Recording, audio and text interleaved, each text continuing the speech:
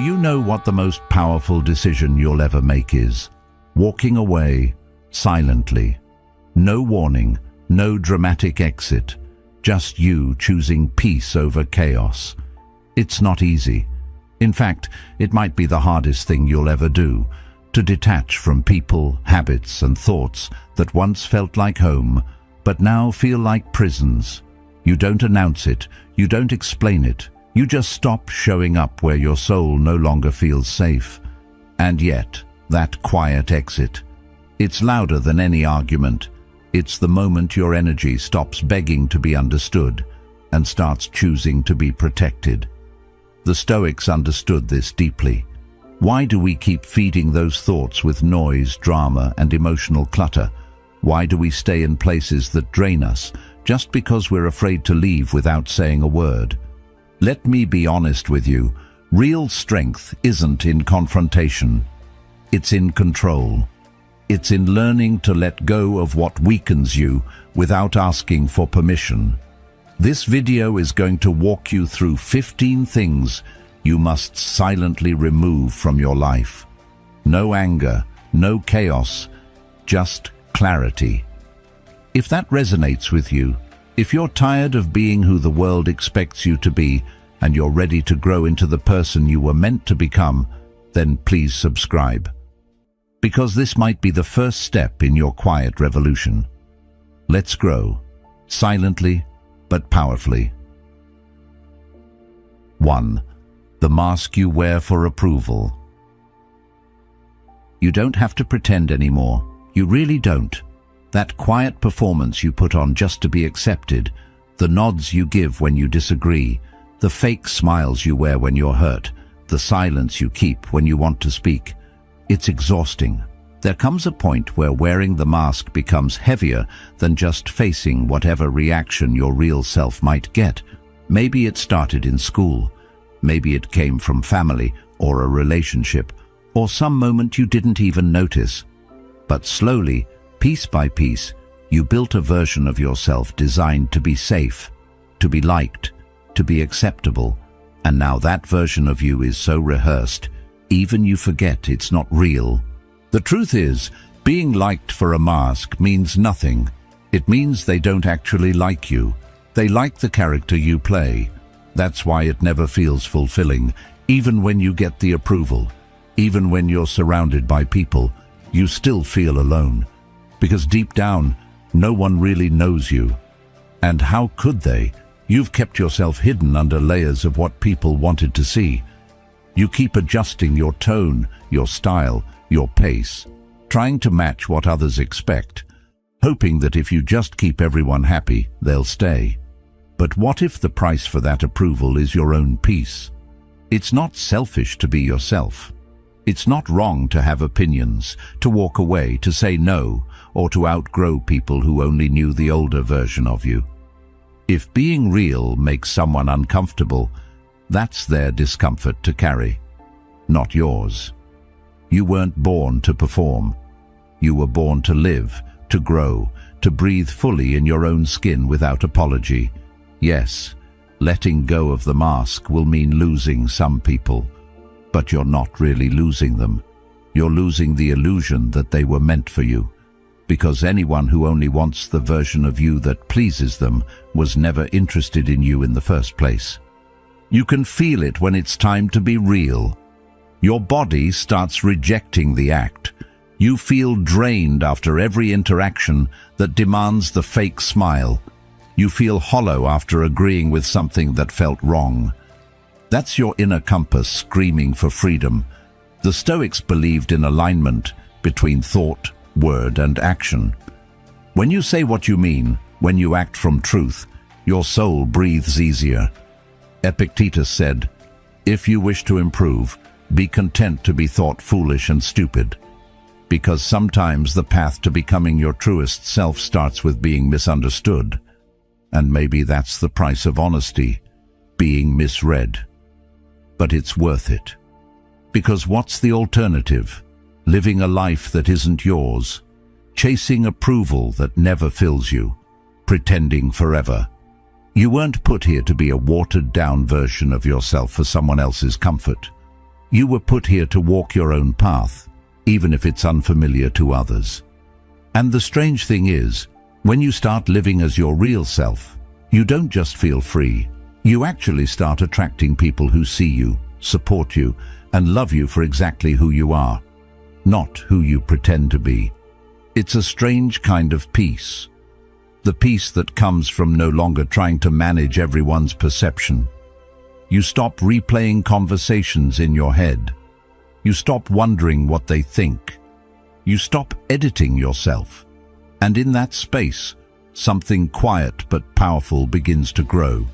Self-respect, not arrogance, not defiance, just a calm confidence that says, "This is who I am, and I'm okay with that." You don't need to explain it. You don't need to justify it. You just need to live it.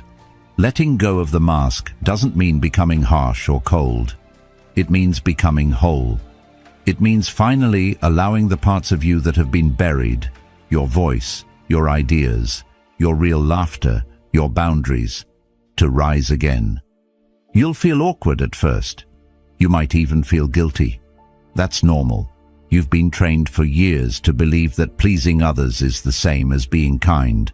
But the kindest thing you can do is show up truthfully, because that gives others permission to do the same. You'll be surprised at how much lighter life feels when you stop filtering yourself. Conversations become easier, relationships become clearer, and decisions, they stop being about what will they think and start being about what feels right for me. That shift is everything. It's not about becoming rebellious, it's about becoming real. No more nodding when you want to shake your head. No more laughing when something doesn't feel funny. No more saying yes when your body says no. You don't owe anyone the version of you that made them comfortable. Growth is uncomfortable. Truth is uncomfortable. But silence and pretending are worse. They chip away at you quietly until you don't even recognize your own voice anymore. So take the risk. Be misunderstood. Be too much. Be quiet. Be bold. Be unsure. Be evolving. But above all, be you. Let them call it strange. Let them call it selfish. Let them walk away if they need to. But you walk home to yourself. That's where your peace lives. That's where your real power begins. The day you drop the mask is the day you start living for real. 2. The excuse called tomorrow. Let's be real. "I'll do it tomorrow" has probably stolen more from your life than anything else. Not failure, not rejection, just delay. Quiet, harmless-looking delay. It's so subtle that you almost don't notice it. How often you trade today for a promise that never arrives. You convince yourself that you're waiting for the right moment, that things need to align, that you need a little more clarity, or time, or energy.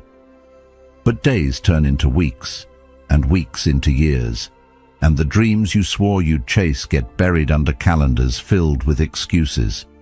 The most dangerous thing about tomorrow is how reasonable it sounds. It's not dramatic. It doesn't scare you. It just whispers, "Not now," and you believe it, again and again. What we often forget is that action doesn't require perfection. You don't need to have all the answers, or all the resources, or even all the courage. You just need to begin. There's a strange kind of freedom that comes when you stop waiting and start moving. Not rushing, just moving. One step, one small, imperfect action. That first move unlocks something inside you. Momentum, clarity, confidence. All the things you thought would come before action often only show up after it. Waiting won't bring certainty, but doing, that's where everything changes. You know what's worse than failure? Regret. Because at least when you fail, you learn, you grow, you build something real. But regret, that just eats away at you slowly. You look back and realize that the thing you were too scared to start could have been the thing that saved you, freed you, fulfilled you. You'll never be able to rewind the time you spent hesitating. And the truth is, most of the things you delay aren't delayed because of logic. They're delayed because of fear. Fear of not being good enough. Fear of being seen trying. Fear of starting small. But every master was once a beginner. Every great thing began clumsily. What makes it great is that it began at all. We live in a culture that glorifies hustle, but ironically, most people are just hustling in their minds. They plan, they imagine, they dream, but they rarely execute. The idea lives in their head for so long that it starts to feel real, even though it never left the ground. But nothing changes until something moves. That text you're afraid to send, that project you keep overthinking, that change you keep putting off, all of it is costing you energy just by sitting in your head. You carry the weight of what you're avoiding, and the longer you avoid it, the heavier it becomes. There's never going to be a day where everything is lined up perfectly. The fear will still be there, the doubts will still whisper, the obstacles won't vanish, but neither will your desire, and if it keeps coming back, that's not coincidence.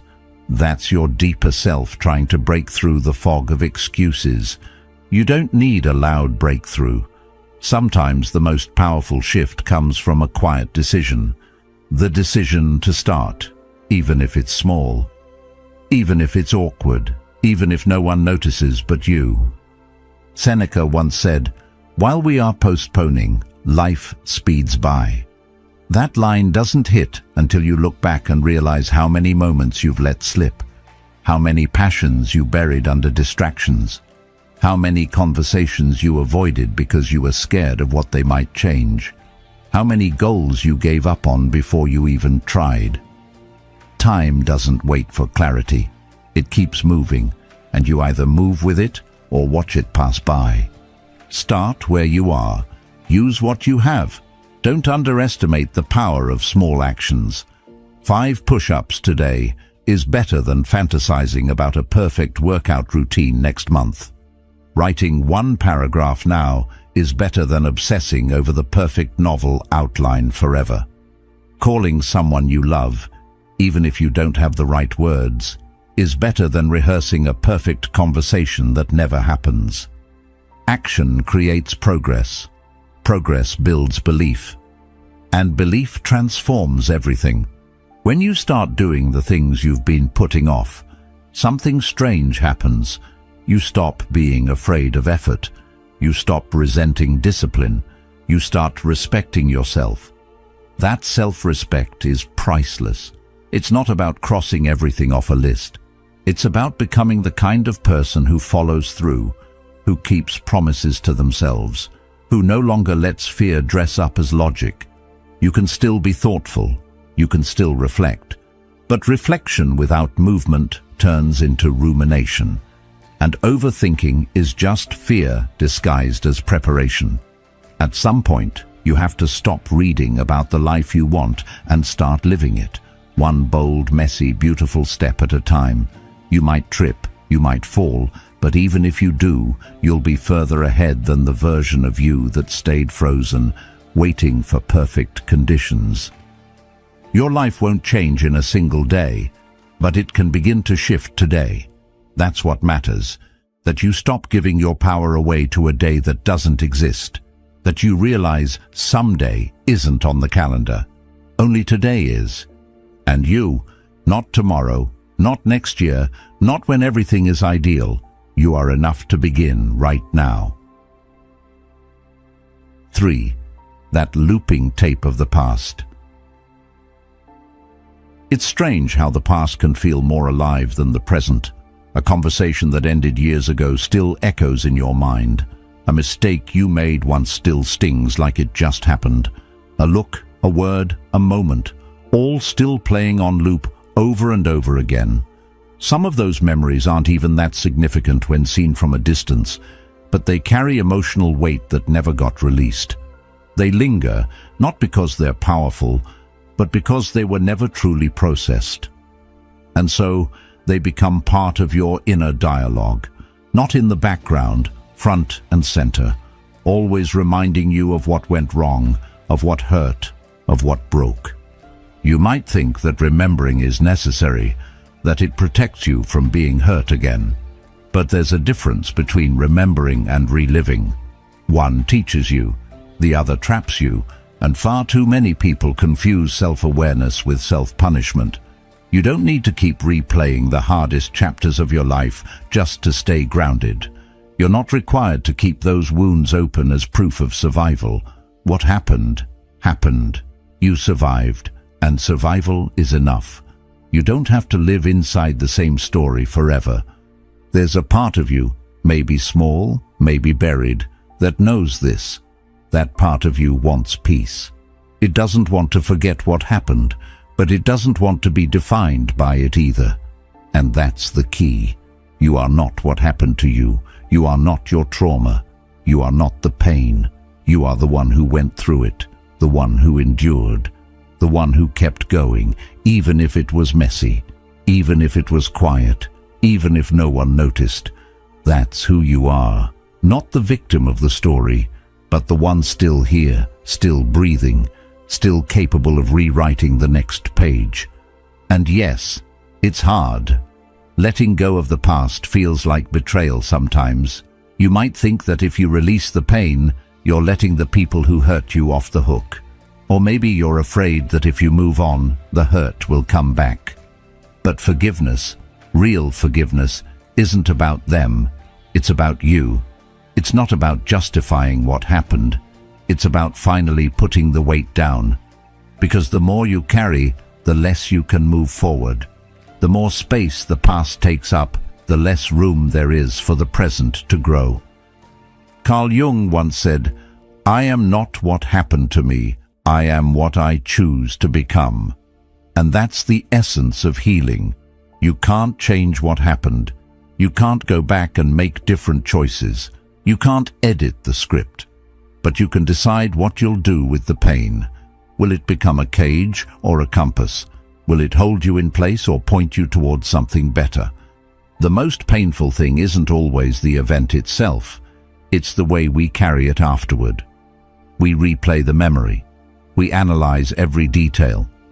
We wonder what we could have done differently.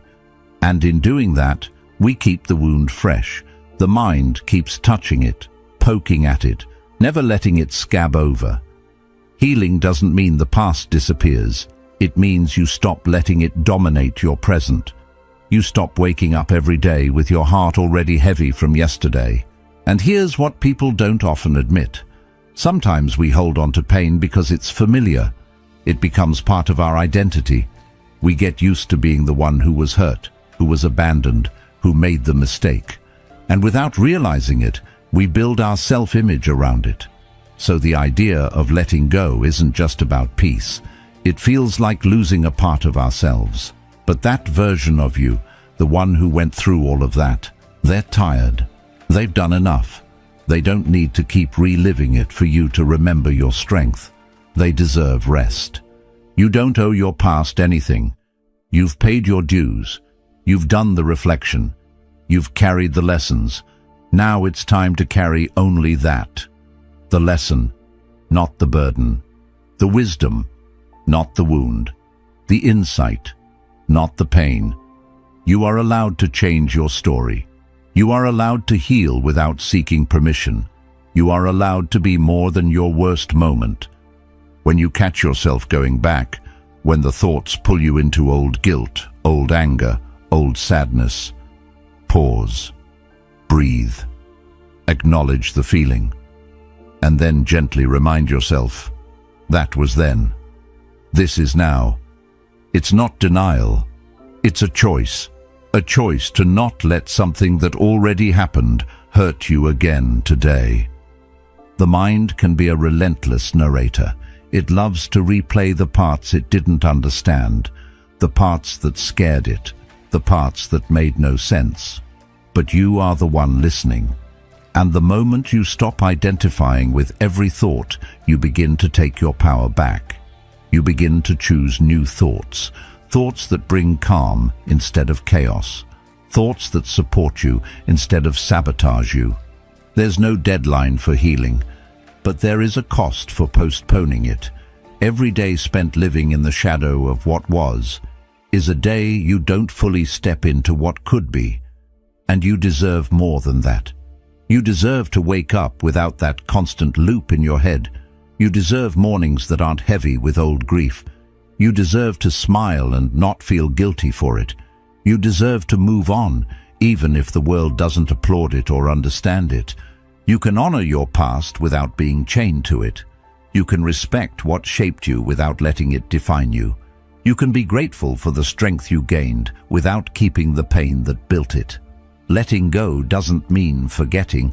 It means choosing freedom. It means whispering to yourself, "I'm allowed to be okay now." And that is a kind of quiet courage the world desperately needs more of. 4. Emotional begging. There's a certain kind of silence that follows emotional begging.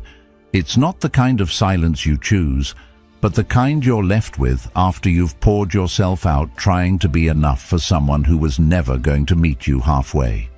You try harder, reach further, speak softer, love louder, and still they pull away. You think maybe if you just do one more thing, give one more piece of yourself, they'll finally stay. But the truth is, real connection doesn't require chasing. Love that needs to be begged for isn't love. It's approval wearing a mask. And approval is never worth your peace. Somewhere along the line, we were taught that love is earned. That we have to prove ourselves over and over just to be chosen. We got the idea that being good enough meant pleasing others, even if it came at the cost of our own emotional health. And so we learned to beg. Not with our words always, but with our actions, with our silence, with our lowered standards, with our willingness to keep accepting less while giving more.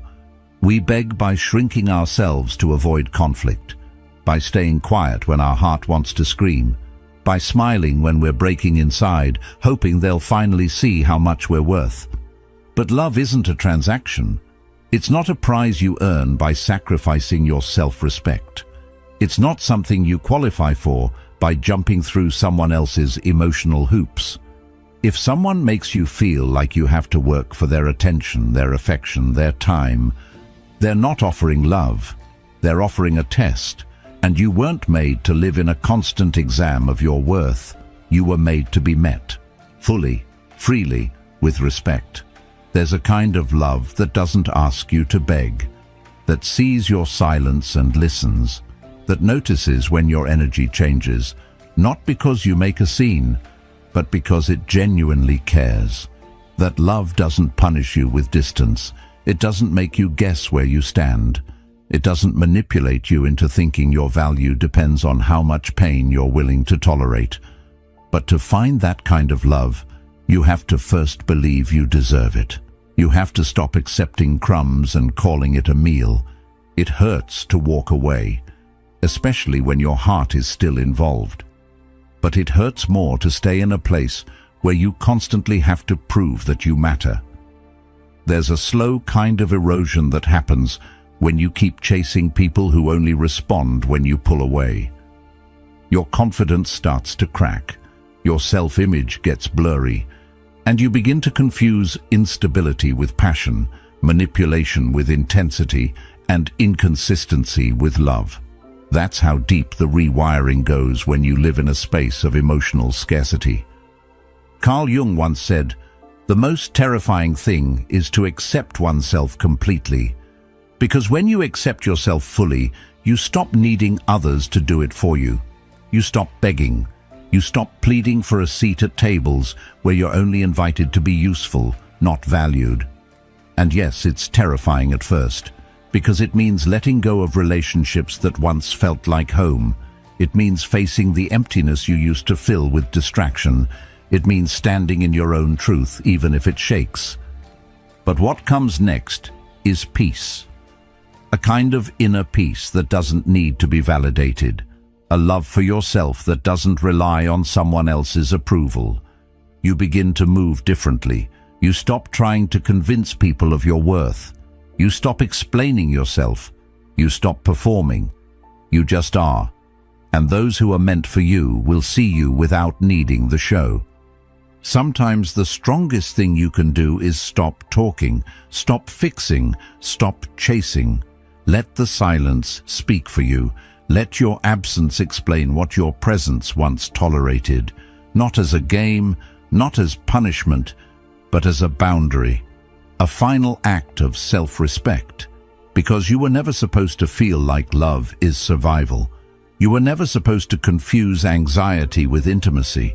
You were never meant to be the one who always gives, always waits, always explains. You are not half of anything. You were not born to be completed by another person. You are not missing pieces. You are whole. You have always been whole. And the people who cannot meet you where you are not your people. That doesn't make them evil. It just means they're not capable of giving what you need. And your job is not to teach them how to love you. Your job is to love yourself enough to walk away when they can't. This doesn't mean you close your heart. It means you protect it. You become more discerning, not more bitter. You learn to recognize the difference between someone who wants to love you and someone who wants to use you. You learn to sit with the discomfort of being alone rather than tolerate the pain of being unseen. And in that silence, in that solitude, you begin to heal. Healing doesn't come from chasing closure. It comes from choosing yourself, from understanding that your worth was never up for debate, that your softness was never weakness, that your willingness to stay loyal in chaos wasn't foolish. It was love, just misplaced. And now you get to place it where it belongs, in your own heart, in your own hands, in your own life, where peace is no longer a negotiation. You don't have to scream your worth to be heard. You don't have to prove your loyalty through suffering. You don't have to beg for a love that should have been offered freely. You only have to decide that you are done explaining why you deserve to be treated well. Done chasing. Done fixing what you didn't break. Done hoping they'll finally see what's been clear all along.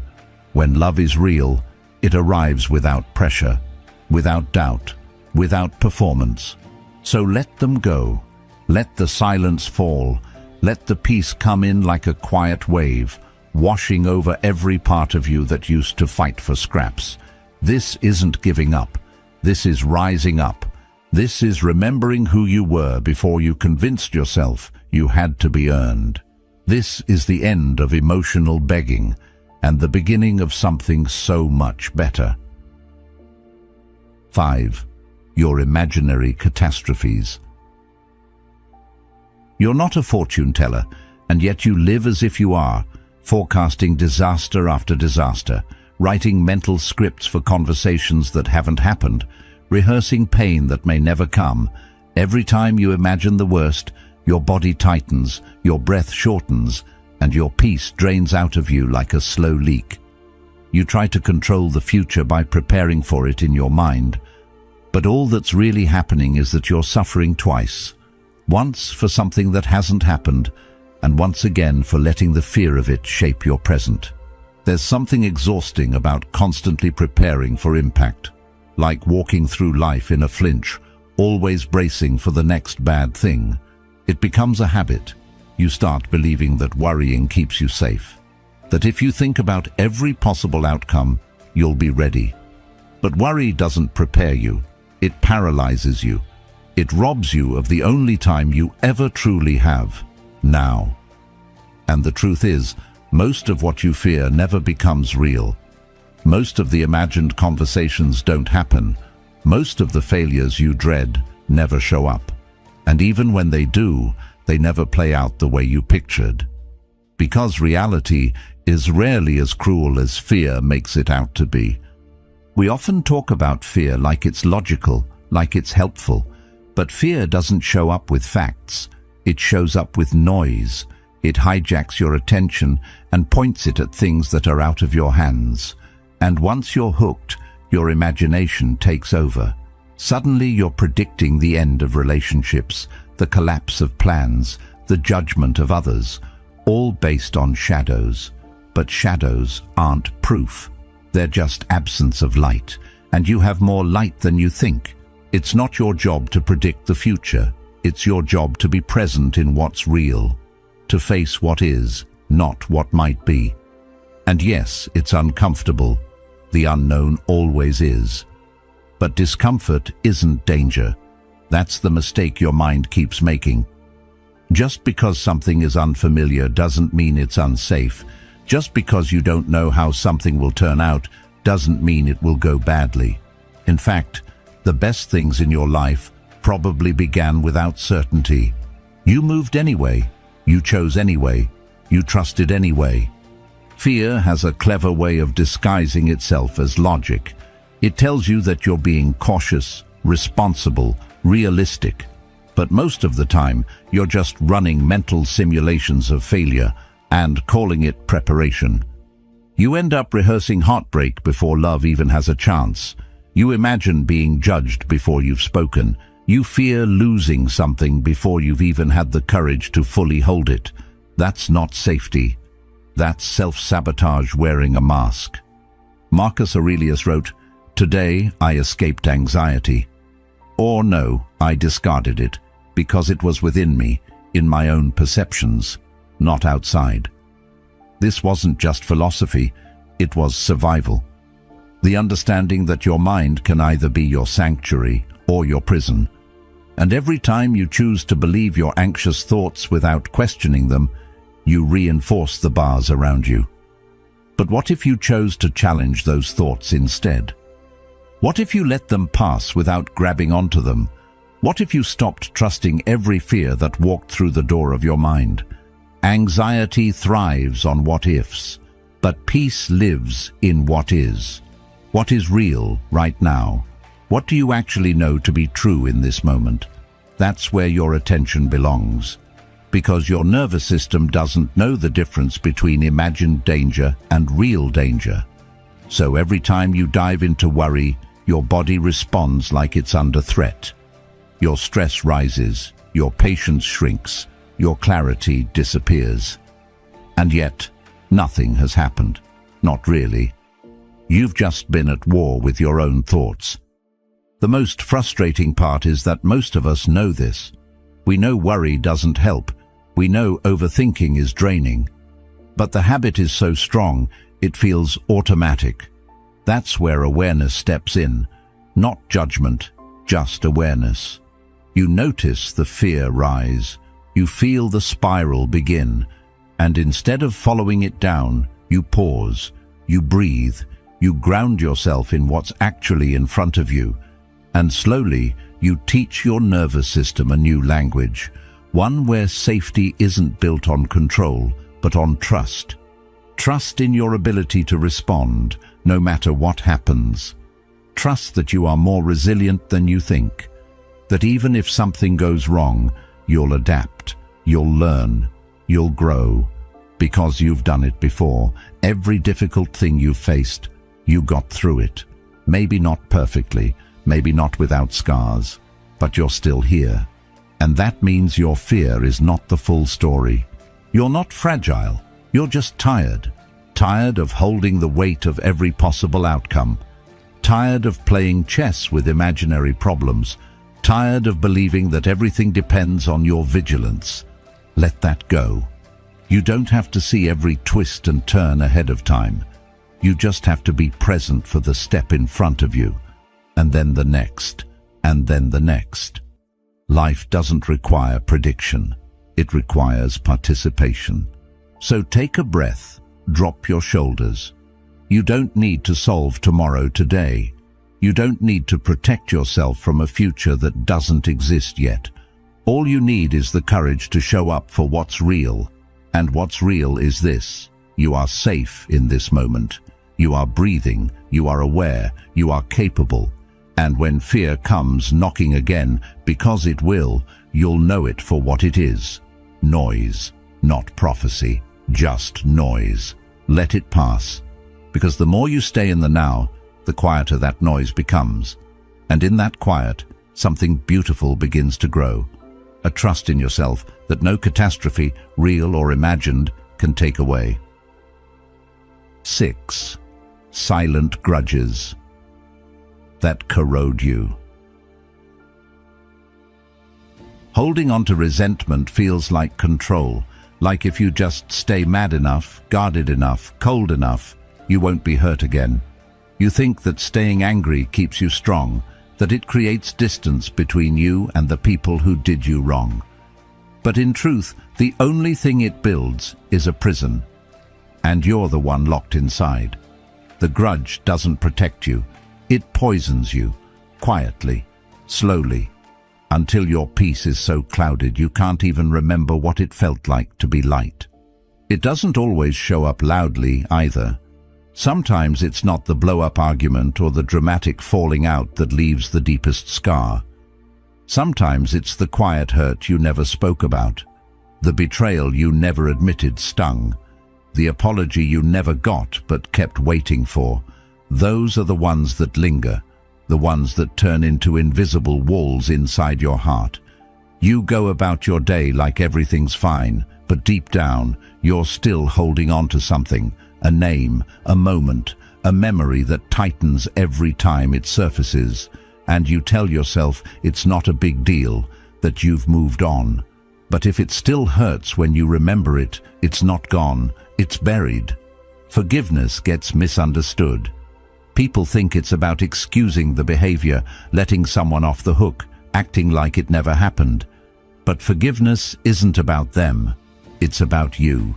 It's about not carrying someone else's actions into your next chapter. It's about refusing to give the past that kind of power. Resentment, no matter how justified, anchors you to the moment you were hurt. It keeps you there, stuck in a loop. You replay the words, the decisions, the silence, and in doing so, you relive the pain. Not just once, over and over. And the worst part? They may not even know. They've moved on. They're living their life. Meanwhile, you're still burning with something they probably forgot. That's how grudges work. They disguise themselves as strength, when really they're wounds that never got to breathe. And healing doesn't happen in silence. It happens in release. In deciding that you're done giving energy to something that only takes from you. Holding on to anger becomes part of your identity. You start reacting from it, thinking from it, living through it. You think you're protecting yourself, but really you're repeating a pattern that only makes things heavier. You avoid closeness, fearing betrayal. You pull away from love, expecting disappointment. You mistrust others because trust once got broken. But none of that is healing. It's just self-preservation, and it's exhausting. The real power isn't in staying angry, it's in choosing peace. Not because they earned it, not because they asked for it, but because you're tired of bleeding for someone else's mistake. That doesn't make you weak, it makes you wise. There's nothing soft about refusing to let the past pollute your future.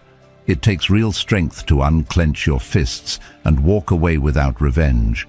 To say, this hurt me, but it won't define me. You don't need to call them. You don't need to tell them. Forgiveness doesn't always require a conversation. Sometimes the most powerful thing you can do is release it internally, quietly, fully, and feel the weight start to fall off.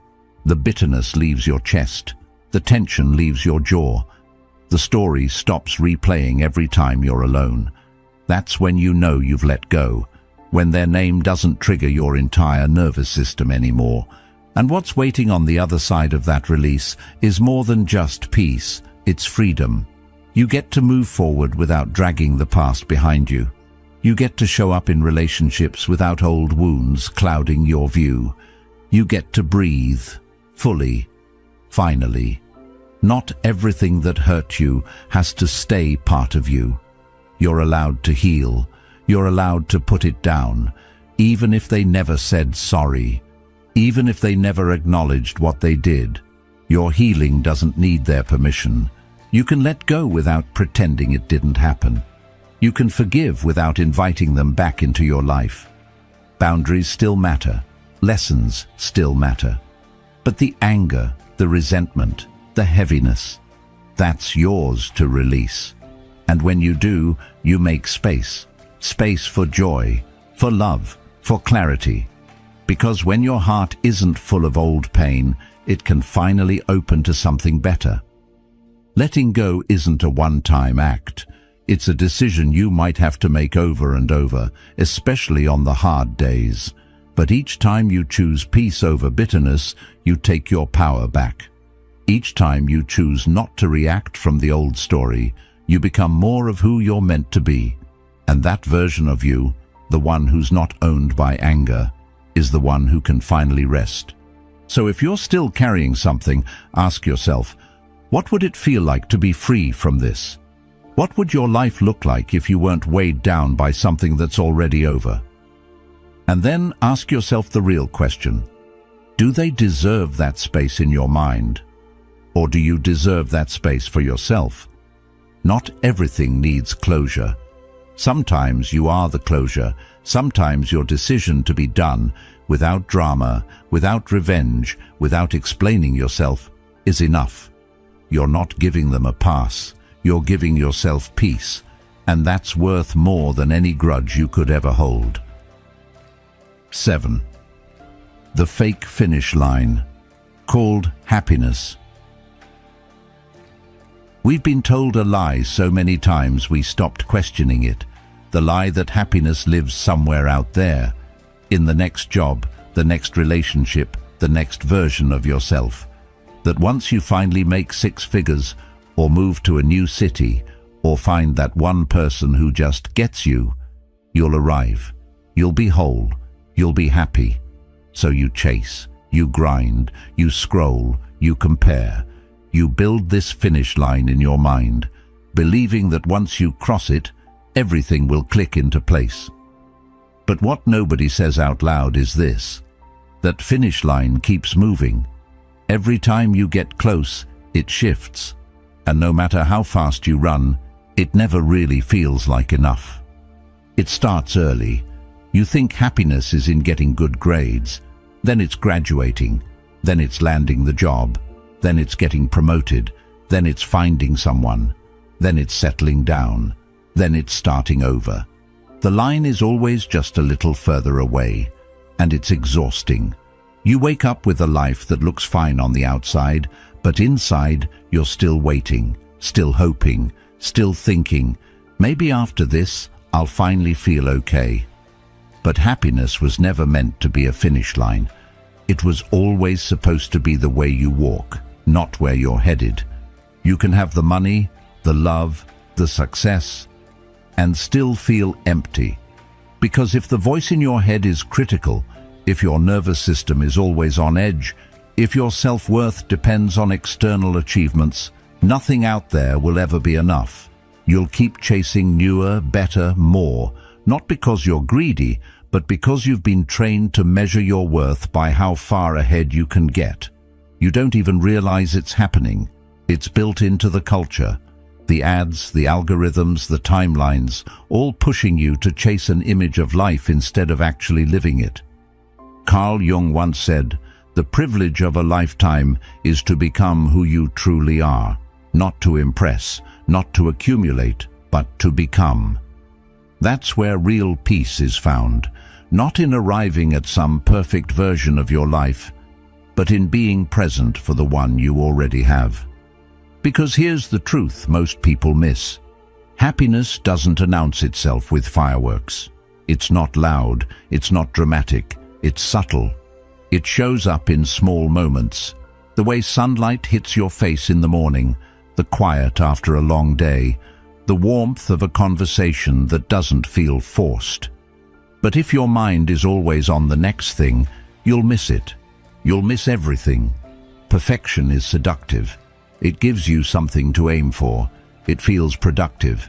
But it's a trap, because perfection doesn't exist, and the pursuit of it will leave you burnt out and numb. What you really want isn't perfection. It's peace. And peace doesn't come from having everything figured out. It comes from not needing to. It comes from showing up as you are and choosing to be kind to yourself anyway. It comes from realizing that you don't need to earn rest. That joy isn't something to deserve. It's something to notice. You've been taught to wait until you lose the weight, until your house looks better, until your mental health is fully healed, until your schedule clears up. But life isn't waiting for you to be ready. It's happening now. And if you're always waiting for the right time to be happy, you'll run out of time, because there is no perfect day. There's just today. And what you do with it, how you speak to yourself, how you treat others, how you choose to see your own life, that's where happiness begins. It's not in the dream vacation. It's in the way you make your coffee. It's not in the applause. It's in the quiet sense of pride you feel after keeping a promise to yourself. It's not in the big wins. It's in the daily rituals, the way you ground yourself, the way you pause, the way you take a breath before reacting. These aren't small things. They're the real things, and they add up, slowly, quietly, until one day you look around and realize you're not chasing anymore. You're living. There's nothing wrong with goals. Growth is important. Dreams matter, but not at the cost of your presence, not at the expense of your peace. If the process of becoming is filled with self-loathing and anxiety, what kind of person will you be once you arrive? If you don't know how to feel content without the title, the partner, the recognition, will you even know how to enjoy it when it comes? That's the question no one asks, because we assume happiness will teach us how to live. But really, how you live determines how happy you can be. Your habits matter more than your highlights. Your inner dialogue matters more than your resume. How you treat people on an ordinary day says more about your life than any photo on your feed. And the most powerful shift happens when you stop asking, "When will I be happy?" and start asking, "How can I create joy today with what I already have?" That question changes everything, because it takes the power back. It puts you in charge, not your job, not your bank account, not your relationship status, you. So, chase peace, not perfection. Chase moments of meaning. Chase conversations that fill your soul. Chase habits that make you proud. Let the version of you that's always rushing take a breath. Let the one that thinks happiness is out there somewhere sit down and rest. You're already allowed to be happy, not because everything is perfect, but because you're alive, because you're trying, because in this moment, you're here, and that's enough. There is no finish line, just a series of moments, and in each one, you get to decide how you'll show up, not for the world, not for some imaginary audience, but for you. So let happiness be something you build, not something you wait for. Let it be messy, let it be quiet, let it be now. 8. Explaining yourself to everyone. There comes a point where you get tired of explaining yourself, not because you're hiding anything, but because the truth of your life doesn't need an audience to validate it. You start realizing that not every choice needs a speech, not every decision needs a detailed backstory, and not every person who asks deserves an answer. You're not a courtroom. You don't owe the world a constant justification for why you are the way you are, why you chose to stay, why you chose to leave, why you changed, why you didn't. The pressure to explain often comes from a deep need to be understood. And that makes sense. We're social beings. We want connection, clarity, closure. But the more you explain, the more you start to perform. You find yourself packaging your decisions in a way that others can digest, even if it means watering down your truth. You shrink your real reasons into something more palatable, less offensive, more socially acceptable. But who are you doing that for? Them? Or the part of you that still believes you need permission to be who you are? Every time you over-explain, you hand over a little piece of your power. You give people the impression that your choices are up for debate, that they get a vote, that your life is a democracy they're entitled to participate in. But your path is not a group project. It's not a survey. It's a personal journey shaped by what you've been through, what you value, and where you're going. And most of that isn't visible to anyone else. Silence is often mistaken for avoidance or arrogance, but it's neither. Silence is sacred. It's a decision, a boundary, a calm confidence that doesn't feel the need to prove itself. When you know who you are, you don't explain, you embody, you live, you breathe. You show up as yourself without the need to defend your presence. And ironically, that's when people start listening, because there's something powerful about a person who moves with quiet certainty. You don't have to explain your healing. You don't have to explain why you stop talking to certain people. You don't have to explain why your boundaries are tighter now, or why your priorities have changed.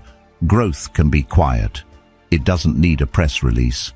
You're allowed to change your mind. You're allowed to evolve and not update everyone on your progress.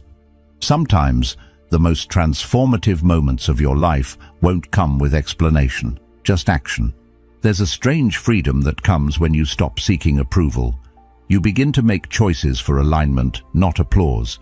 You start valuing peace over performance. And in that shift, life gets lighter. You stop rehearsing conversations in your head. You stop trying to be understood by people who are committed to misunderstanding you. You realize that not everyone can walk with you. And that's okay. Your life is not a PR campaign. Marcus Aurelius once wrote, "Waste no more time arguing about what a good man should be. Be one." In other words, stop explaining and start living. People will form their own narratives no matter what you say. They'll twist your words, project their fears, hear what they want. Trying to control that is a battle you'll never win, and you don't have to. You don't owe the version of you that exists in someone else's head your energy. Let your choices speak for you. Let your peace be your answer. Let your consistency, your kindness, your boundaries, your evolution, say what words never could. You are not cold for keeping parts of your life private. You are not rude for choosing not to engage in conversations that lead nowhere. You are not selfish for protecting your inner world. That's wisdom. That's self-respect. That's knowing the difference between being real and being performative. There's nothing wrong with being clear when needed, but clarity doesn't always require elaboration. You can say, "This is my choice," and leave it at that. You can say, "I'm not comfortable discussing that," and let the silence hold the line. You can say nothing and still be right, because silence is not weakness. Sometimes silence is strength dressed in restraint. And here's the thing, the people who genuinely love and respect you, they don't need long explanations. They trust your heart. They honor your boundaries. They support your decisions even when they don't fully understand them. That's how you know they're your people, not because they agree with everything, but because they don't demand you prove yourself. You don't have to exhaust yourself trying to make everyone comfortable with who you are. You don't need to edit your truth to make it easier to swallow. You don't need to dilute your growth so others don't feel left behind. If someone needs a full breakdown of your healing just to accept that you're different now, they're not really looking to understand. They're looking to control. And you've grown past that. You've come too far to keep handing out explanations like apologies.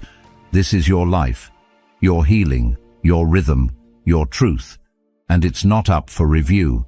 You are not rude for choosing silence. You are not difficult for choosing peace. You are not distant for choosing self-respect. You are simply choosing to live aligned without constantly translating yourself for others. So stop explaining and start being. Start living as someone who no longer seeks permission to exist. Let that be your quiet rebellion. Let your actions, your stillness, your strength be the only explanation you ever need. 9. Habits that quietly kill your energy. Most people think energy is lost in big, dramatic ways: burnout, exhaustion, emotional crashes. But the truth is, energy is usually drained in silence, in small, seemingly harmless habits that sneak into your day and settle in like background noise. You don't notice them at first. The late-night scrolling that cuts into your sleep, the skipped breakfast that leaves your mind foggy, the automatic yes to things your body and soul are screaming no to. These tiny moments, repeated daily, chip away at your vitality. They don't look dangerous, but they are. Because the more they go unchecked, the more they slowly dismantle your clarity, your confidence, your capacity to show up fully. It's easy to ignore them. Easy to call them normal. After all, everyone's tired. Everyone's busy. Everyone's overstimulated. So you tell yourself it's just part of life. But over time, the cost becomes undeniable. You wake up heavy, not just in body, but in spirit. You feel behind before the day even begins. Your mind feels cluttered, your decisions feel harder, and your willpower feels like it's on its last leg. And yet, the external pressures keep pushing: deadlines, relationships, responsibilities. So you keep running on fumes, hoping no one notices how close you are to shutting down completely. And here's the thing: most people think they need a complete life overhaul to fix it. A brand new routine, a bulletproof morning plan, a fitness transformation. But real change doesn't start that way. It starts with one decision, one habit, one small act of reclaiming your energy. Because energy isn't just about what you eat or how long you sleep. It's about what you tolerate, what you consume, what you allow into your mental, emotional, and physical space without realizing how heavy it actually is. You say yes out of politeness, and suddenly your week is packed with obligations that leave you depleted. You open your phone for 5 minutes, and 40 minutes later, you're deep in someone else's drama, comparing lives, absorbing noise, forgetting what you even picked the phone up for in the first place. You skip water because you're too busy, forgetting that a dehydrated brain is an unfocused brain. You push off movement because rest feels more convenient, not realizing that motion isn't punishment, it's fuel. These aren't small issues, they are signals, and ignoring them doesn't make you stronger, it makes you silently sink. Carl Jung once said, "Until you make the unconscious conscious, it will direct your life, and you will call it fate." That's exactly what these habits do. They operate just beneath awareness, shaping your mood, your thoughts, your motivation, until you begin to believe that feeling drained is just who you are. But it's not who you are. It's the sum of what you repeat. And the most powerful shift happens when you stop accepting fatigue as your identity and start treating it like a signal for change. You don't need to change everything overnight. That's the trap. That's what keeps people stuck. The illusion that if you can't fix it all right now, it's not worth starting. But it is. Because momentum doesn't come from motivation. It comes from action. From choosing to break one small pattern today. Drink water first thing. Stretch your body for 5 minutes. Say no to something you always say yes to out of guilt. Set your phone down 30 minutes before bed. These aren't just healthy habits, they're declarations, proof that you're no longer willing to betray yourself in the name of convenience or approval. It won't feel easy at first. In fact, it might feel pointless. One glass of water doesn't change your life, one walk won't fix your stress, but it sends a message to your mind and body: I am paying attention now. And the more consistently you follow through on those tiny promises, the more you start trusting yourself again. That trust builds self-respect, and self-respect fuels discipline, and discipline is what unlocks the energy you've been missing. So much of your strength is buried under habits you've normalized. You think your motivation is broken, but maybe you're just tired from carrying too many things that don't belong to you. Maybe your body isn't lazy. Maybe it's just done asking nicely. Maybe your mind isn't foggy because you're weak, but because you've been overstimulated and undernourished for too long. The change you're craving isn't as far as it seems. It just looks smaller than you expected. Cut one thing today that drains you. Just one. It could be a toxic conversation you keep entertaining, a mindless scroll before bed, that extra task you agreed to out of habit, not joy. Remove it, not with drama, but with clarity. And in that space, insert one thing that restores you. A quiet moment, a short walk, a boundary, a breath. Let that be your reset. Energy is sacred. It's not something you get more of by chasing it. You protect it by managing what you allow to steal it. And once you start seeing your habits through that lens, everything changes. You stop asking, "Why am I so tired?" and start noticing all the things pulling from you. Noticing is power. It means you're no longer sleepwalking through your routines. It means you're finally aware. So if you feel drained, stuck, scattered, don't wait for the perfect routine or a wave of motivation. Start now, quietly, gently, intentionally. Reclaim your energy one small act at a time. Not for productivity, not to become some optimized machine, but because you deserve to feel good in your body, because you deserve to wake up without dreading the day, because your presence, clear, calm, energized, is one of the most powerful things you can bring into this world. And that begins with the habits you choose to keep and the ones you finally let go. 10. Constant criticism, especially of yourself. There's a voice inside your head that you've been listening to for so long, you don't even question it anymore.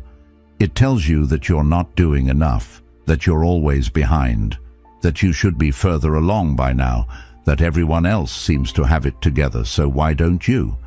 It whispers harsh things when you're tired, when you slip, when you fall short, and somehow you believe it.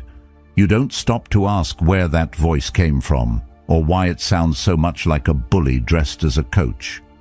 You just assume it must be right, because it's yours. But here's the truth. That voice isn't truth. It's habit, and it's keeping you stuck. You're not lazy. You're not broken. You're overwhelmed, overstimulated, pulled in 1,000 directions and trying to carry it all quietly.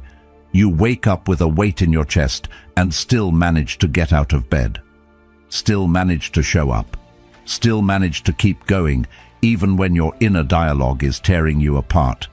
That's not weakness, that's strength. But your mind has gotten so used to being hard on itself that it doesn't know how to speak any other language. You've mistaken pressure for motivation, criticism for discipline, self-punishment for growth. But you don't shame a flower into blooming. You don't yell at a wound to heal faster. And you won't become your best self by berating the current version of you. Progress doesn't come from force. It comes from understanding, from asking better questions. Not, "What's wrong with me?" but "What do I need?" Not, "Why can't I just do this?" but "What's blocking me?" When you trade judgment for curiosity, everything softens. The path clears. You stop reacting and start responding. You stop fighting yourself and start working with yourself. That shift is powerful, because when you change the way you speak to yourself, you change the way you treat yourself. You make room for rest without guilt. You make room for mistakes without labeling yourself as a failure. You begin to recognize that growth isn't linear, and it certainly isn't perfect. There will be days you feel on fire, and days you feel like you're unraveling. Both are part of the process. Both are allowed, and neither one says anything about your worth. Carl Jung once said, "I am not what happened to me, I am what I choose to become." That includes what you choose to believe about yourself. That includes the narrative you repeat in your mind every single day. If your thoughts are always anchored in self-blame, self-doubt and self-attack, then no matter what you achieve, it will never feel like enough. You'll reach your goals and still feel empty. You'll cross milestones and still hear that voice saying, "Yeah, but you could have done it better." So maybe it's not about doing more. Maybe it's about pausing long enough to ask, where did I learn to speak to myself like this? And more importantly, do I still need to? Because there's a version of you waiting on the other side of that harshness. A version that still has dreams, still wants joy, still believes peace is possible, but they need you to be on their side first. Not just when things are going well, but especially when they're not. Anyone can offer themselves grace on a good day. But what about the messy ones? The ones where nothing gets done, where you feel like giving up, where everything feels heavy and loud and pointless. That's when you need the kindest version of yourself the most. Being compassionate with yourself doesn't mean you're giving up. It means you're creating the conditions for sustainable change. Because discipline built on shame will always crack. But discipline built on care, on truth, on kindness, on understanding, that's unshakable. That's the kind that lasts. You show up for yourself not because you're afraid of falling behind, but because you believe you're worth taking care of. That's a quiet kind of power most people never learn. But you can. It starts small, catching that voice in the act. When it says, "You're so behind," respond with, "I'm doing the best I can with what I have." When it says, "You always mess this up," say, "This is a pattern I can learn to shift." It's not about fake positivity. It's about truth. And the truth is, you're carrying a lot. You've come a long way. And you're still here, still trying. That deserves more credit than you're giving yourself. The world will always be quick to judge, to demand, to expect. So don't become another critic in your own life. Be your anchor, your reset, your reminder that you don't need to earn rest or prove your worth, or explain why you're struggling. Struggle is human. Rest is human. You are human. And humanity was never meant to be a performance. There will always be someone doing more, achieving faster, looking cleaner on the outside. But their journey isn't yours. Your story is rich with context, with battles no one sees, with resilience you forget to recognize. Stop making the mistake of thinking your inner mess disqualifies you from growth. It doesn't. In fact, it's what makes your growth real. So, as you move forward, through your habits, your goals, your healing, remember this. The voice in your head matters more than you think. Let it be one that builds, not breaks. One that guides, not punishes. Let it sound more like a coach, less like a critic. And when in doubt, pause and ask, what would help me right now? Not what would make you impressive. Not what would make others applaud. Just what would help. That question, asked consistently, will take you further than any harsh inner monologue ever could, because compassion isn't weakness, it's fuel for everything you're becoming. 11. The need to always be right. There's a strange pressure that creeps in when we feel the need to always be right. It's subtle at first. A slight tension in your chest when someone questions your opinion, a reflex to explain yourself when no one asked, that feeling that if you let something go unchallenged, you've somehow lost. But the truth is, being right isn't always the victory it appears to be, because what it often costs you is far more valuable than proving a point. It costs your time, your calm, your presence, sometimes even your relationships. In the moment, defending your position feels justified. You've got logic, facts, experience, and it feels like if you don't speak up, the other person wins. But this isn't a courtroom, and life isn't a debate stage. Most of the time there is no prize for being right, only tension. You walk away from the conversation mentally drained, heart racing, replaying what you said, what they said, what you should have said, and for what? To protect a version of yourself that can't be wrong. That's not protection, that's ego, dressed up as certainty. The need to be right doesn't always come from arrogance. Sometimes it comes from fear. Fear of not being heard, fear of being misunderstood, fear that if you're wrong, you'll be seen as less competent, less intelligent, less valuable. But being wrong doesn't make you less. It makes you human. Everyone misses the mark. Everyone misreads the situation. Everyone forgets details, reacts emotionally, changes their mind. What matters more than being right is being rooted, grounded enough in your own worth that disagreement doesn't feel like a threat. Carl Jung said, "Everything that irritates us about others can lead us to an understanding of ourselves." That's especially true when it comes to arguments. If every disagreement feels personal, if every challenge makes your chest tighten, it might be less about the other person and more about your inner world. The need to be right often hides deeper insecurities. Maybe you weren't listened to growing up. Maybe you were always the one to fix things. Maybe somewhere along the way, you learned that being wrong meant being weak. But you're not that child anymore. You're not in that chapter anymore. You can be wrong now and still be safe. There's a kind of quiet strength in saying, "You might be right," and meaning it. In stepping back from the tug of war and choosing peace over pride. It doesn't mean you have no opinion. It means you've grown past the need to fight every battle, because not every hill is worth dying on. Some arguments are just noise, distractions that pull you away from what actually matters. And in those moments, the strongest move isn't to win, it's to let go. Imagine what your days would feel like if you didn't take the bait every time someone misunderstood you, if you didn't feel the need to explain every detail, if you could hear someone's view without needing to correct it. You'd have more energy, more clarity, more time to focus on things that fill you instead of drain you. Letting go of the need to be right is like dropping a weight you didn't realize you were carrying. It's not always easy, especially when you're passionate about something, when you know you're right. But that's when it matters most. That's when choosing grace over ego becomes a practice, a conscious decision to prioritize your peace over your pride. You don't have to prove anything.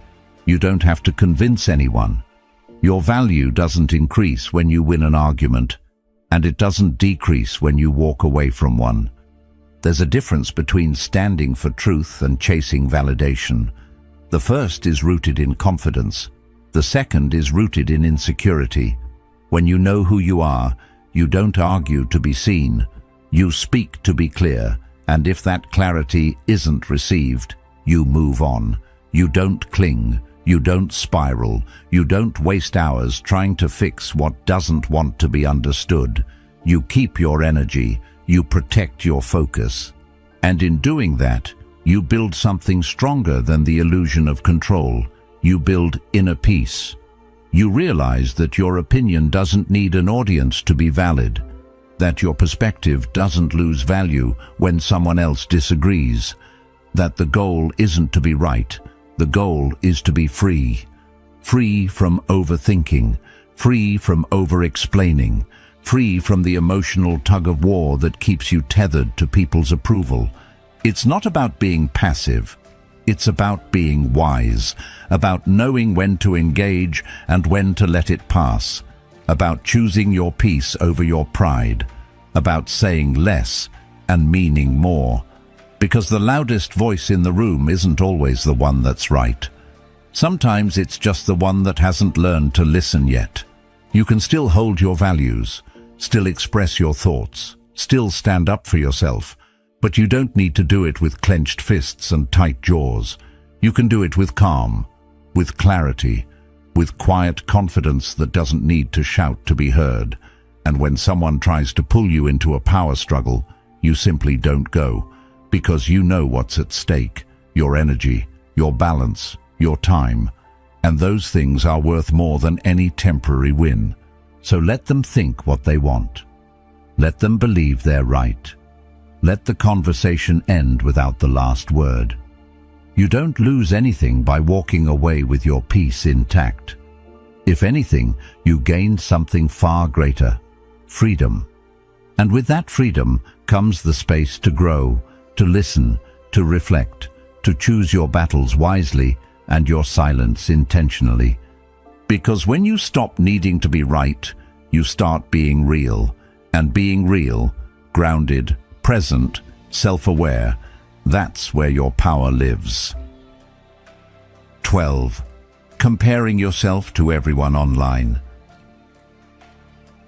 It's easy to lose track of yourself when you're constantly seeing curated snapshots of other people's lives.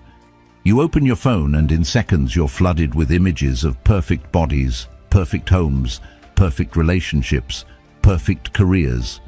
Everyone seems to be moving faster, looking better, doing more. It's subtle at first, that tightening in your chest. You weren't feeling bad about yourself before, but now you're questioning everything. Your pace, your progress, even your worth.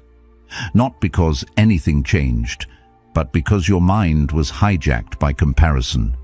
We live in a time where it's normal to scroll through hundreds of lives before breakfast, where success is measured by likes, bodies by filters, and happiness by posts. And even though deep down we know it's not real, that it's just the trailer, not the full movie, it still gets to us. Because the brain doesn't filter reality when it's under pressure. It doesn't say, "This is staged." It says, "Why am I not there yet?" And just like that, your peace evaporates. You were proud of your progress until you saw someone else's before and after. You were content with your life until someone else's joy looked shinier. But here's the truth that cuts through all that noise. You are not behind. You are not late. You're not in the wrong place. You're walking a different path, one that's only visible to you. And because it's yours, no one else can validate it or compare it. The moment you start seeing yourself through someone else's timeline, you lose the thread of your own story. And that's a story worth staying connected to, because it's real, it's messy, it's honest, and it's yours. When you finally stop comparing and start accepting, something inside you shifts. You start owning your pace. You begin to trust that just because it hasn't happened yet doesn't mean it never will. You understand that timing isn't universal, it's personal. You realize that real transformation doesn't always look like a viral moment. Sometimes it's quiet, sometimes it's slow, but it's always meaningful. Comparison steals more than joy. It steals identity. It makes you question your instincts, doubt your choices, and slowly you start shifting your goals to match what you think will be most impressive instead of what feels most aligned. But impressing people who don't know the full picture will never fulfill you, because even if you get to that milestone, it won't feel like yours. It'll feel like you borrowed someone else's definition of success and wore it like a costume. The best glow-ups. They don't happen online. They happen in private, in silence, in the in-between moments when no one's watching and you're just doing the work, healing, learning, building, resting. That's where the real change takes root. Not in likes, not in comments, not in public validation, but in the invisible layers of your growth that no algorithm will ever capture. And if you stay grounded in that, nothing anyone posts can shake you. Start muting what makes you feel small. You don't need to explain it. You don't need to apologize for protecting your mental space. If someone's content makes you feel like you're constantly coming up short, it's okay to step back. This isn't jealousy. It's self-awareness. It's saying, I need to hear my own voice louder than everyone else's right now. And that's not selfish. That's survival in a world that profits off of your insecurity. Your worth is not based on visibility. Your value doesn't increase when more people see you. In fact, some of the most meaningful parts of you can only be nurtured when you're not being watched, when you're offline, when you're not trying to prove anything. The parts of you that need the most care often grow best in stillness, away from comparison, away from performance, just real time with yourself. You have no idea what someone else had to sacrifice to get what they're showing off. You don't know their story, their struggle, their doubts. Social media doesn't show the breakdowns, the panic attacks, the lost friendships, the sleepless nights. It shows the highlight, and if you're comparing your behind the scenes to their edited preview, you're always going to feel less. But you're not less. You're just seeing the tip of their iceberg and comparing it to the entirety of yours. So instead of scrolling to measure yourself, scroll to learn, scroll to laugh, scroll to connect. But don't scroll to assess your value, because nothing out there will ever tell you what your heart already knows. That you're on your own timeline, with your own rhythm, and your own kind of magic. And when you honor that, you begin to move differently, more grounded, less reactive, less needy for external confirmation. What if you just trusted your process? What if you believed that your slower days were still sacred, that your small steps still mattered, that your story, with all its pauses and plot twists, is still unfolding exactly as it's supposed to? There is no universal blueprint for becoming.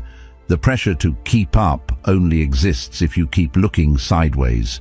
The moment you look inward, the race disappears. All that remains is your path, and that path is worth staying on, even when it's quiet, even when no one claps for your progress, even when someone else's journey looks louder.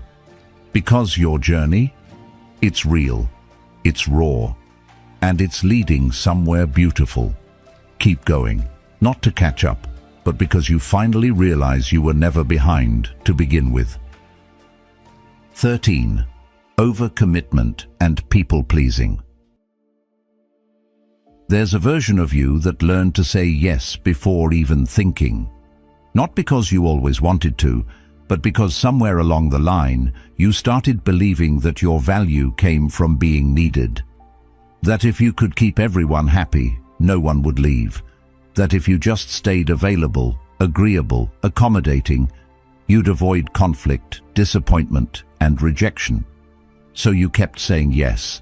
You took on one more task, one more favor, one more commitment, even when your body was begging for rest, even when your mind was drowning in noise. And the scariest part is, people got used to it. They stopped asking if you had time or energy. They assumed you'd be there because you always were. But you're not a machine. You're not built to constantly give, to stretch, to absorb, without ever pausing to receive. You're human. You need stillness. You need boundaries. You need to hear your own voice again after weeks or months of trying to meet everyone else's expectations. The problem is, when your default setting is yes, saying no feels like a betrayal. It feels like you're letting someone down, like you're failing. But it's not failure, it's freedom. It's the first sign that you're finally starting to respect yourself the way you've always respected others. Burnout isn't a badge of honor. It's a warning sign. It's your system blinking red, telling you that this pace is not sustainable. And still, most people push through because we've romanticized overcommitment. We wear exhaustion like it's a trophy, proof that we're hardworking, selfless, loyal. But none of those qualities mean anything if you're crumbling on the inside. If your loyalty is costing you your health, your peace, your sense of self, then it's not loyalty, it's self-abandonment. Carl Jung once said, "The greatest burden a child must bear is the unlived life of the parent." And maybe that's where some of this people-pleasing started. You learned to be what others needed, to carry what others couldn't, to stay small so others could feel big. But you're not that child anymore, and it's no longer your job to keep everyone comfortable. Your job now is to take up space, to protect your time, to value your own needs, even when no one else validates them. Saying no is not rude. It's clear. It's a complete sentence. You don't have to explain it. You don't need to soften it with a long apology. You don't owe anyone a spreadsheet of your energy levels. If it doesn't feel right, if it stretches you too thin, if it pulls you away from what matters, you're allowed to decline. And not just allowed, but expected to, if you want to build a life that honors your truth instead of other people's demands. You are allowed to rest, not because you earned it through exhaustion, but because you are a living being who deserves recovery. You're allowed to leave texts on read, not because you're ignoring anyone, but because your nervous system isn't built to be in constant connection. You're allowed to prioritize silence, to cancel plans, to not be available all the time. That doesn't make you unreliable. It makes you real. And real people have limits. Overcommitting might make you feel useful, but it eventually makes you invisible, even to yourself. You start forgetting what you want, what lights you up, what actually matters to you. Because your schedule is full of everyone else's needs, you start reacting instead of choosing, drifting instead of directing. And slowly, your identity becomes a patchwork of other people's expectations. But you are not here to be everything to everyone. You are here to be deeply aligned with the few things that matter most. Peace isn't selfish. It's sacred. It's what allows you to show up with presence, not resentment, with depth, not depletion. When you say yes to everything, you dilute your power. You scatter your energy across a dozen things and show up halfway for all of them. But when you say no, even to good things, you make space to say yes to the things that are actually meant for you. That's not selfish, that's wise, and it's hard, especially if you've been wired to seek approval through service. But every time you choose yourself, you rewire that story. You teach yourself that your needs matter, that your rest is valid, that you don't have to break in order to be loved. Start small, one pause before every yes, one boundary where there used to be a blurred line, one moment of reflection before committing out of habit. You're not going to unlearn people-pleasing in a day, but you can start by listening to that quiet inner voice that says, "I don't want to do this," and honoring it instead of overriding it. That voice is you, the real you, the one who's been waiting for you to come home. You don't need to be accessible 24/7 to be a good person. You don't need to explain every number. You don't need to earn rest by breaking down first. You just need to be honest with yourself, with your energy, with your time. That's where peace begins, not with productivity, but with presence, not with sacrifice, but with self-awareness.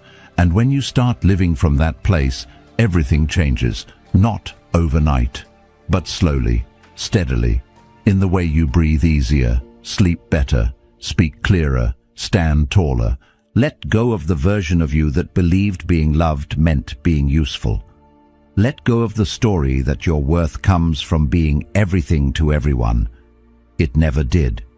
You were always enough, even when you had nothing to give. And now it's time to give something back to yourself, your time, your space, your voice. That's not selfish, that's sacred, and it's long overdue. 14. The identity you outgrew. There's a quiet kind of discomfort that shows up when you start to feel like a stranger inside the identity you've been wearing for years. Maybe you were the loud one, the funny one, the reliable one, the ambitious one, and at some point, that version of you worked. It served a purpose. It helped you connect, helped you cope, helped you feel safe in a world that demanded a clear label. But now, something doesn't feel quite right. You're showing up the same way, saying the same things, doing what you've always done, but it feels hollow. And you can't quite explain it. You just know. You've outgrown the role. The strange thing is, no one tells you that outgrowing a version of yourself can be more painful than leaving a person. Because that identity, it's not just a habit. It's who people know you as. It's how you've been seen, praised, accepted. So when you start shedding that skin, people notice. And not always kindly. They might say you've changed, that you're distant, that you're not as fun, not as driven, not as available, and maybe they're right, but not in the way they think. You're not abandoning who you were, you're stepping into who you're becoming. But there's grief in that shift. Letting go of an old identity means letting go of the comfort it gave you, even if it wasn't always healthy, even if it drained you, because it was familiar, it was predictable, and there's something oddly grounding about knowing exactly who you're expected to be. But growth doesn't care about comfort. It asks more of you. It asks you to leave the well-worn path and build a new one with your bare hands. That's why it feels so lonely sometimes. Because evolving often requires isolation before integration. Carl Jung said, "In each of us there is another whom we do not know." And that unknown part, the one that feels foreign and unfamiliar, is often the next version of ourselves trying to emerge. But we resist it, not because we don't want to grow, but because we're afraid we won't be loved once we do. We've been conditioned to believe our identity is our worth, that if we stop being the achiever, we'll be overlooked. If we stop being the people pleaser, we'll be abandoned. If we stop being the fixer, we'll be forgotten. But that's not truth, that's fear. You don't owe the world a consistent performance. You don't have to keep playing the same role just because people liked you in it. Your identity is not a contract you can't break.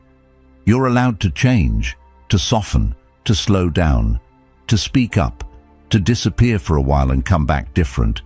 You're allowed to grow out of places, people, mindsets, and you don't need anyone's permission to do it. The most dangerous thing you can do is stay loyal to an old version of yourself out of guilt. Just because that version helped you survive doesn't mean it's the one that will help you thrive. You can thank it for getting you here and still choose to move forward. Because survival mode isn't meant to be permanent. At some point, you have to put the armor down and learn how to live, not just endure. Sometimes growth won't be noticed by anyone but you. There won't be applause. There won't be recognition. It might just look like choosing not to react the way you used to, saying no when the old you would have said yes, walking away instead of trying to prove your point, not engaging, not performing, not explaining. It'll feel strange at first, but that silence, that stillness, that's your next level unfolding. And here's what no one really talks about. The people around you might not celebrate your growth, because your transformation forces them to confront their own. When you stop playing the role, they have to adjust the script. And not everyone is ready for that. Some will try to pull you back into the old version of yourself, not because they're malicious, but because your change unsettles their stability. They liked the you they could predict, the one who fit neatly into their life. But your evolution was never meant to make others comfortable. It was meant to make you whole. You may lose some relationships along the way, and it will hurt. But what you'll gain is far more valuable: alignment, peace, integrity, the quiet knowing that you're no longer pretending. You're no longer dimming or twisting or performing just to be accepted. You're living from a place of truth, even if that truth is still unfolding. There's something powerful about meeting yourself where you are now, not where you were 5 years ago, not where people still expect you to be. Right now, in this season, in this mindset, with this heart. It might feel like starting over, but really, it's starting for real. And every time you choose authenticity over approval, you get closer to the life that was meant for you, not the one you built just to survive. So, breathe. You don't need to rush this. Let the old version of you rest. Let the roles you no longer relate to fade out. There's no need to explain your shift. Real growth doesn't always need a speech. Sometimes it just needs space.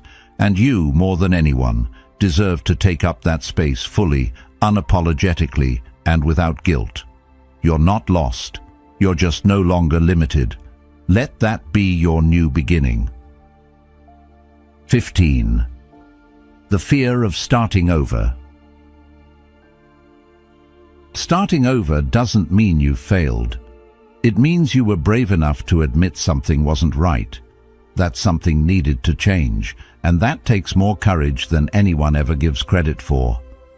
See, there's this idea that progress is always a straight line, that once you start walking down a path, you're supposed to keep going no matter what, even if it starts to feel wrong, even if the road gets darker, heavier, more disconnected from who you really are.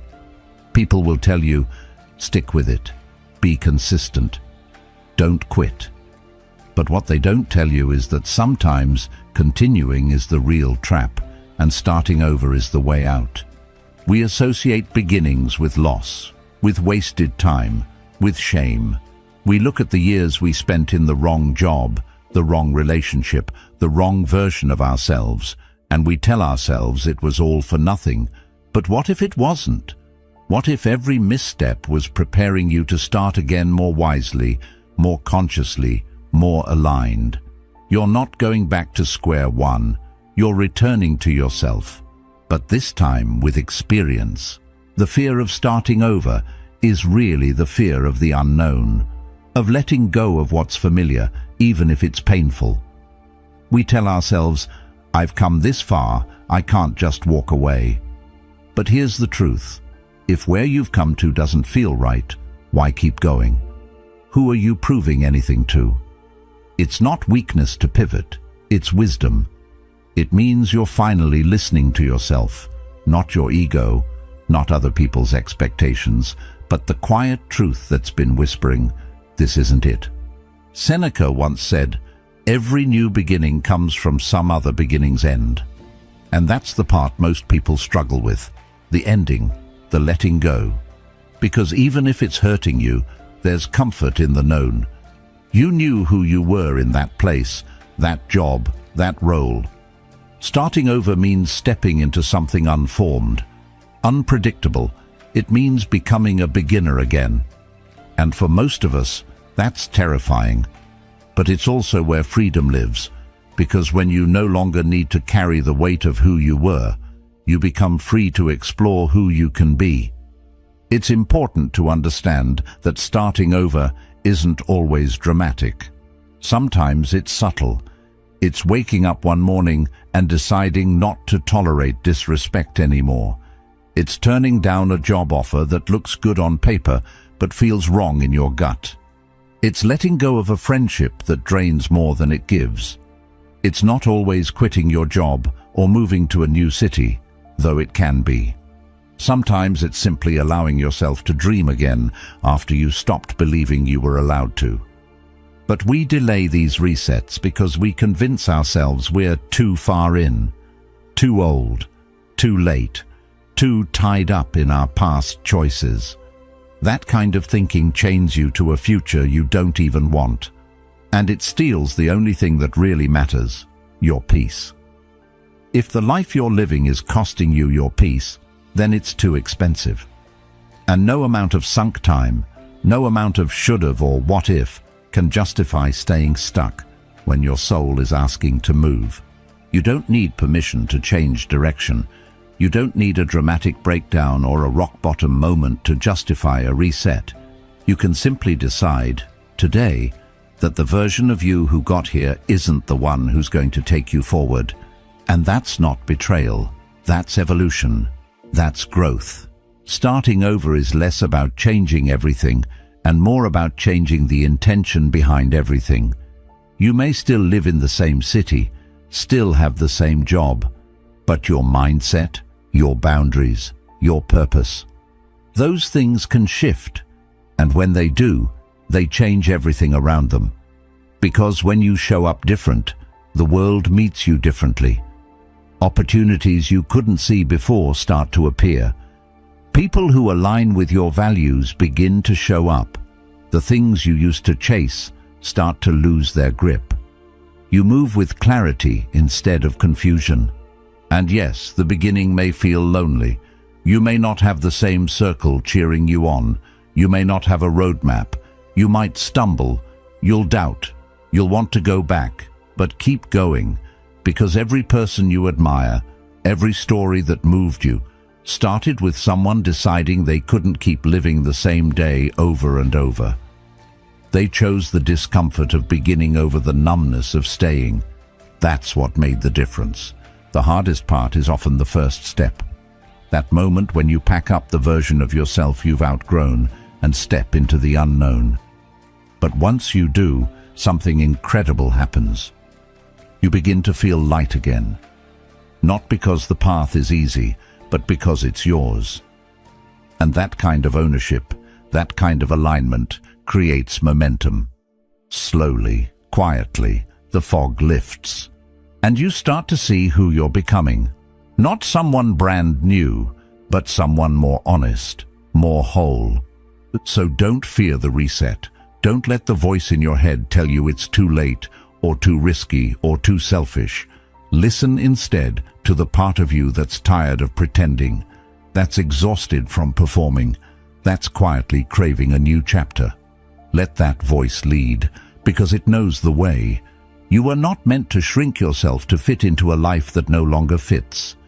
You were meant to expand, to evolve, to rise. And sometimes, the only way to do that is to start again. Even if your hands are shaking, even if your voice trembles, even if no one understands, begin anyway. This is not the end. It's the invitation to become everything you were too afraid to be before. You are not lost. You are simply becoming. The world may not understand your quiet transformation, but one day your silence will speak louder than everything you left behind. Watch the next video now, and thank you for being a part of Stoic Journal.